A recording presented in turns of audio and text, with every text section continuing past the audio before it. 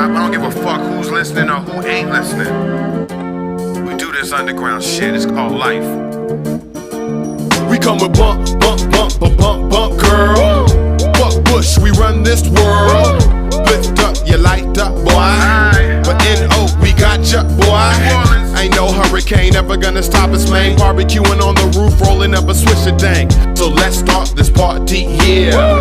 My drinks, Bacardi, yeah. Out in Hollywood, I grew up in the Oakland hood, eating with the rats, praying God would make it all good. But that didn't work, so I had to do it on my own. Couldn't move bricks like my friends that were dead and gone. That's a sucker roll, you were way too young to go. But growing up in the O, you slang or you hustle. That butt dunk, the dunk, dunk, damn. Swing not, no pump, pump, bam. Hey folks, it's the Bot Commander here, and I'm gonna give y'all some tips and talk about bot culture and my experience in some gangs. So if this has a real clickbaity title, go ahead and unsubscribe and dislike and close this out now, because we're not gonna be talking about anything anybody likes to hear about, which is me and racism and homophobia. And I heard all y'all your critique of my last video, and it sure wasn't glowing. You seemed real worried about me, and so the way you feel about me is how I feel about myself. That's real important to me, the things you say. So I went to the doctor, right, just like you said, and he told me I got very close veins, and then he gave me a prescription, but the prescription says take one pill 3 times a day. Man, you can't do that. Doctors are stupid. So anyways, I was raised in church, and I went like 5 nights a week. And then when I left home for the army, I was still thirsty to be involved like that, you know, doing something 5 nights a week. But I was separated from my church, so I developed this habit of compulsive joinerism, and I spent a lot of time hanging out with, you know, Rough Riders in North Carolina, 5 feet. I'm banging with the Sioux Whoops, and in Cascade Legion, I'm oath keeping, but I don't go none of their barbecues no more, because they're all a bunch of fucking cuckolds. It's fucked up. And anyways, my botting experience, I guess I could get into that first. When I was like 10 years old, back in 2002, I started botting Gaia Online. And like, I still can't count past 10, so it's not like this is hard shit to do. You just download this one program. It was called like Mouse Macro, and its icon was a little cartoon of a mouse. And what it does is it records your input, and then you could just put that input on repeat. And then, so Gaia Online, your avatar was something that you could dress up, and you could earn gold from posting. And it was the first social, it was by far the biggest social media too, before Facebook had its come up. And they try to incentivize you to upgrade your avatar by having you post and giving you gold for each of your posts. And so the way that you bought that is you record yourself typing out maybe bump or something like 3 or 4 times, and the first time you do it, you do like a couple U's. The second time you do it, you make sure that it's not an exact amount of time in between the first and the second bump. So, you know, if it's bumping on the clock, like on the dot every 10 seconds or every 30 seconds, however you set it up, then you're going to get caught, and they're not going to like that. So botting as a lifestyle is like a game of cat and mouse. And every time they put out a patch on a game that they're no longer putting out content for, it's usually to try and de-incentivize botters and re-incentivize the people that are actually playing their games. So you're running this mouse macro bot to bump on Gaia Online, and then every time it bumps, you get 5 gold. And I can't wait until Omi is rewarded for every post on the feed, or maybe you get Omi from people liking your posts. So that means that you could just like your own posts with all the other accounts and get Omi. Or maybe for gaining followers, then the bots will be designed that you just generate new accounts. However they try and incentivize the community building with some kind of financial reward, we're going to be able to bot that into the dirt. So on Gaia Online, we were doing botting. My brother was the one that actually taught me. And we were botting and made pretty decent money. Then eBay, they got into cahoots with eBay, and eBay made it hard to liquidate for straight cash. And so we jumped ship and we went to Diablo 2. Now, Diablo 2 botting is a little bit different. You can't just record your inputs and then hit repeat, because the maps are randomized and the spawning location of mobs is different. So in that case, you're going to do like scripting, and the script is going to be something like, if, this color pixel is ever on the map, run and click on it, because that color pixel only appears in this boss, or it only appears in this pile of gold. And so you have to design the bot so it's something like follow the left wall.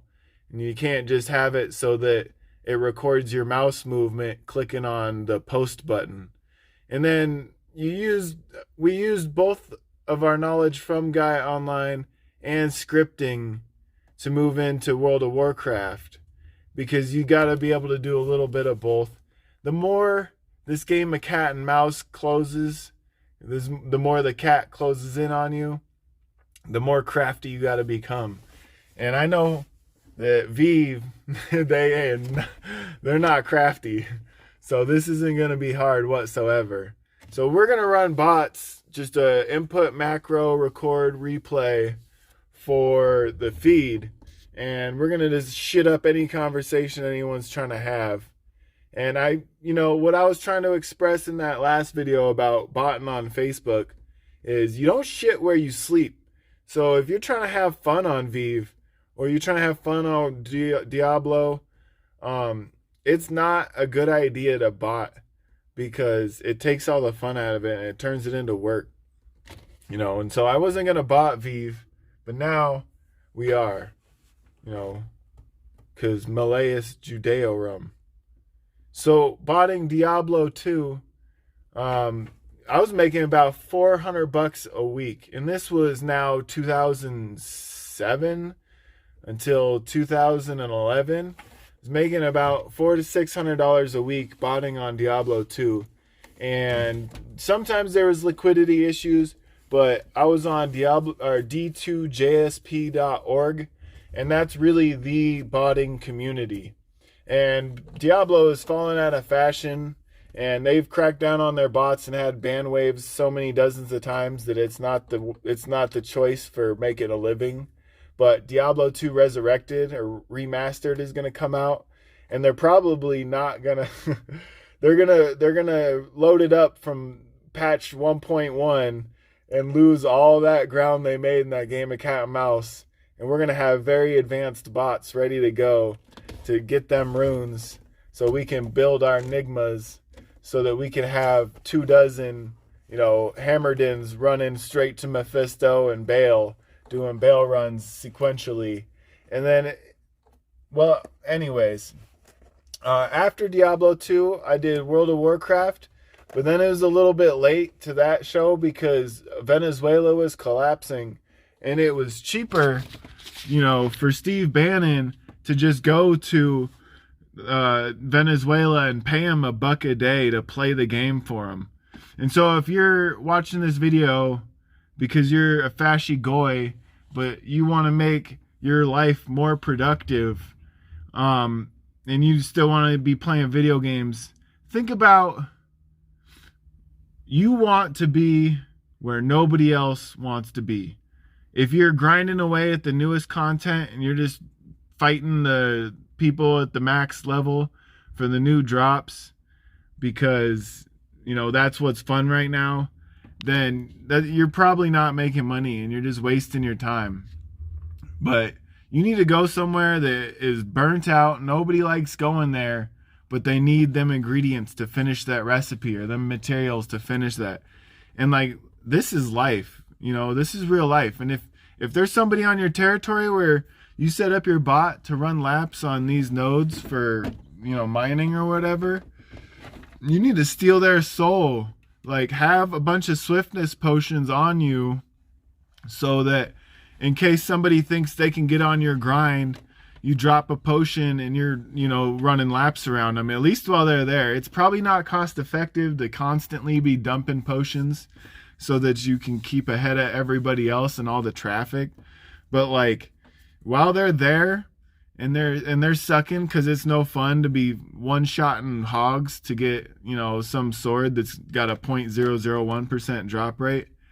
While you're there, you belong there. This is home. This is what you signed up for. That's the only way you're going to make money playing video games. My best man is a quadriplegic. What's up, B? And he makes about $300 a day. And right now he's playing Fallout, whatever that new stupid one is that doesn't have a plot. And all he thought when he first got started, he thought he was going to make money playing Fallout by doing the last boss over and over again and then trying to liquidate the legendary gats. But like, everybody's got all those. The thing that ended up being worth anything was like inks or whatever it was. And nobody liked farming inks, but everyone needed them to upgrade the legendary stuff they already got from beating the last boss. So that's a little tip on how you're going to make money playing.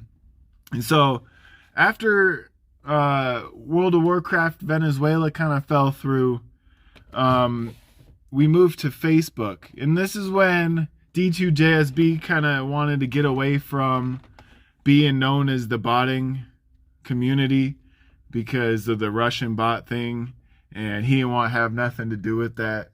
So the botting community we took to Facebook, and now it was Gamergate, right? Gamergate still happening in my mind. And we took to Facebook and we used all the knowledge that we had from Gaia Online all the way up through World of Warcraft, and we're getting real crafty. We're running like 3 different programs with a macro to restart this program and remote accessing computers that are in different states. So I work for Steve Bannon, right? That's what I said. I work for a proxy for Breitbart, I guess would be another way to put it. And that proxy for Breitbart went around all over the South, and we set up offices that were supposed to be associated with young college Republicans clubs. And in those offices, we put up computers that we could usually get from the local recycled computer store for pennies on the dollar. So if you're bought in an old game like Minecraft, you don't need an intense rig. It'd be way cheaper to just buy, 6 or 7 crappy old desktops that have been sitting on the shelves or the back of your recycled computer store at home. And so we're setting up offices, putting in computers, setting up remote access options. And then with remote access, the sky was the limit. If the bot broke down while we went over to Louisiana, even though these were in Texas, it didn't matter. You still get on and fix it up. And these are some high maintenance bots. Facebook like to kind of change the dimensions of their advertisements.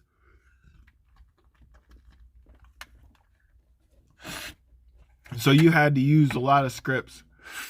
You couldn't just be clicking in the same spot on your window every time to do a post. And the way that those bots worked best, though, is making accounts and joining accounts to accounts. And we had a tiered system. Like, this is an account that is definitely going to get banned. This is an account that's normie safe. And then there's somewhere in between. And the normie safe ones, if you friend request all your other bots and then you friend request just 2 guys that are involved in like LARPing, medieval reenacting LARPing, then you're gonna get a bunch of suggestions from them, and then you could just spam all your bots through all of their friends and add every single one of your friends and every single one of them people that do medieval LARPing. You know, every single person does Civil War reenactments, and you know, just think of any topic that might be already kind of consumers of the idea or product that you're trying to sell, and you want to get into their networks.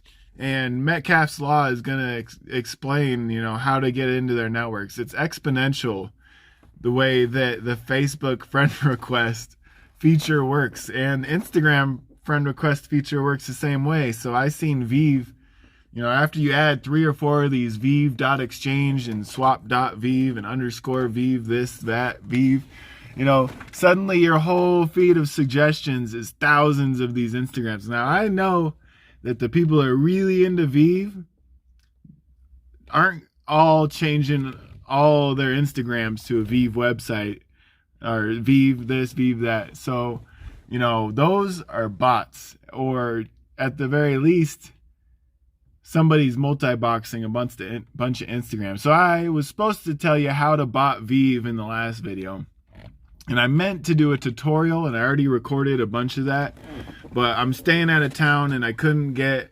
Nox Player, which is going to be the emulator of choice because I guess there's a multi-box feature on it. Nox Player, get it installed, get some accounts set up, make it so it clones the mouse inputs or however that's going to work. I've never used it. I figured I could figure it out in a hotel in 5 minutes and make a tutorial for y'all, but it turns out that they had the system administrator on lock pretty darn well, because I couldn't even get it booted into safe mode to install Nox Player. But while I was in safe mode, I found that there was half a dozen people who still saved their passwords into public computer browsers. So I posted some of my genuine fresh OC Hezbollah Pepes on some normie Facebook accounts while they were signed in. But anyways, botting on Facebook for Breitbart, that was an experience, man. And we went all over the South and we set up all these offices. And a lot of it wasn't just, you know, Facebook bots. A lot of it was we were setting up timers that would send out emails to certain politicians at certain times. When the public doesn't know these rallies are going to happen, Joy Villa, nobody knows that Joy Villa is going to say something silly about Scientology, but we already knew. And we were emailing them, you know, the night before the thing was supposed to happen. But what it was is we just set up a timer so that it would send off that email, and we're already 4 months down the road doing something else. And, you know, the robot revolution has already happened. The robot army is already here. Coding is a superpower that enables you to gain access to infinite leverage and the ability to expand your reach so much further than your own personality, your own beauty, or your own networking abilities could ever take you. And so this is the part where the meek inherit the earth. And so are we trying to inherit the earth as pious men, humiliati, that want to glorify God? No. You know, these hands don't look like meek hands.